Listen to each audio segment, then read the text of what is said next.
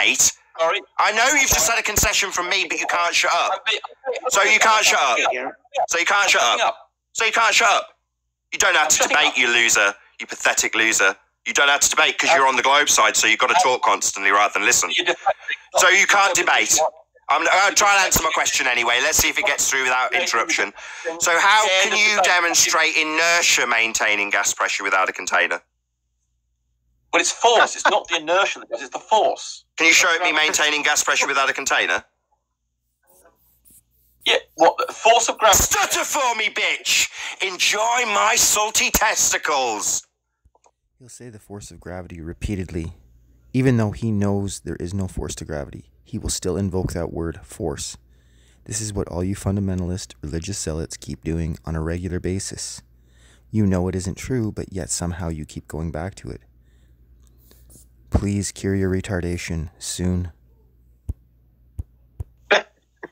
So, inertia. You can show gas pressure maintained without a container with inertia, can you? No, it's the force of... No! What do you mean, no? That's what you're here to prove, you stupid idiot. No, it's the force... What do you mean, no?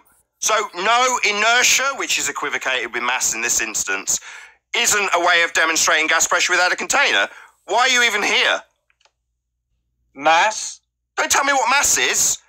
Inertia, right? Okay, show me inertia maintaining gas pressure without a container. It's not, it's the force of acting on the mass that does it. Yeah, show it me maintaining gas pressure, you stupid idiot. Here we go. Force of gravity acts on the gas molecule. Do you not understand show? Are you deaf? Are you stupid? Do you not understand English? He likes to say force of gravity. I've shown you that there is no force of gravity. I've told you this. I've shown you quotes from Einsteinian gravity. What the fuck is wrong with you people? What the fuck is going on? Right, so you want me to get you... Not right, wrong. You don't understand English. Stupid idiot.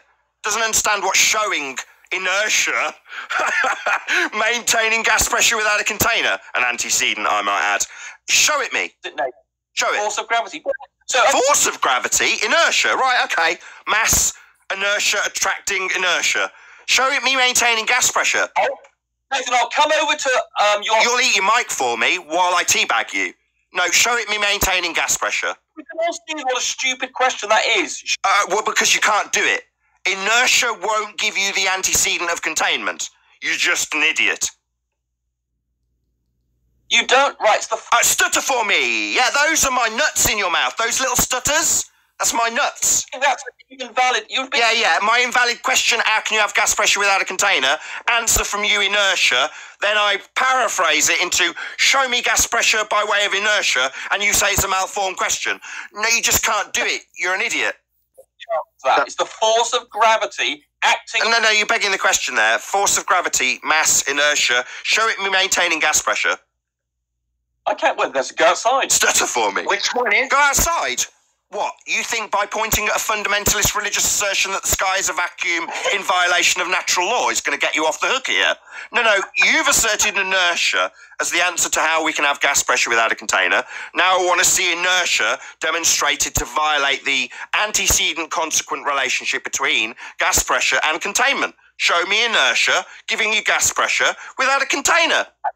I did not say that, you twat. I said the force... No, I'm saying that though, aren't I? You're saying inertia. The question on the table is how can you have gas pressure without a container? Now, at some point, your little magic trick will lead to your fundy belief that gravity's holding gas here. You've already done it. Just go outside, right? No. We need a demonstration of gas pressure without a container. You assert mass and inertia's mass. I've given it you. Now I need a demo. Show me gas pressure without a container. And inertia's going to be the apparent antecedent in this instance, according to you.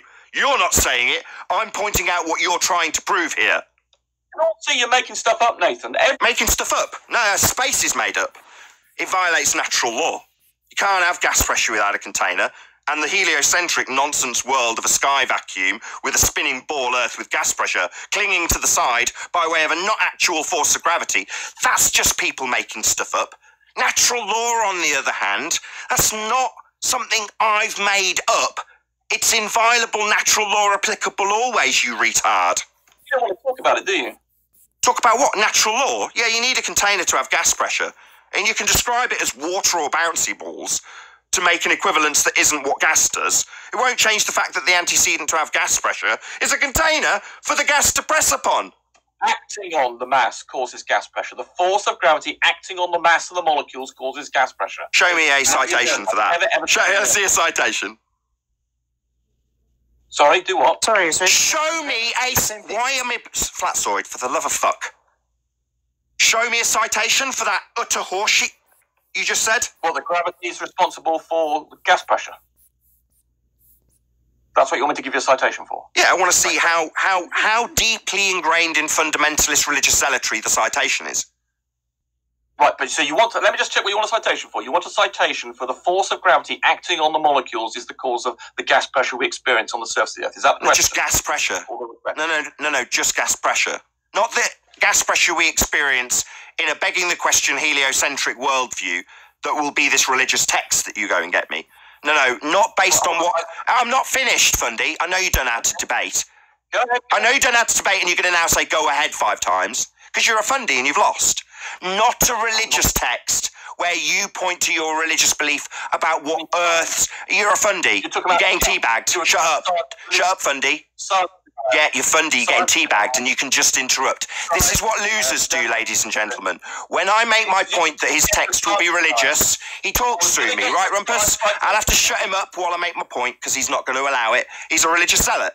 So as I point out that his citation can only be based in religious zealotry of their fundamentalist belief about what Earth's, that's a sphere Earth, atmosphere does in a sky vacuum, when I point out that that's what his citation can only be, not about what gas pressure does, but what Earth, when assumed to be a sphere in a vacuum, does. That's what he'll be getting me. Right, moron? Yeah, it's called science, yeah. Oh, it's called science! No, it's called begging the question. It's called assuming atmosphere behaves different to gas in general.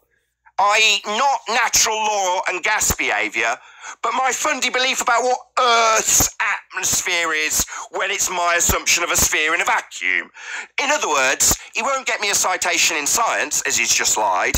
He'll get me a religious text about what his assumed Earth and heaven does. His heaven being a sky vacuum and his Earth being a sphere. So he'll get me a religious text. That's what he'll actually do. He won't get me a citation based in science because he's a Fundy with a religious belief. So he'll go and tell me that going outside proves his religious belief, even though his religious belief stands in violation of natural law.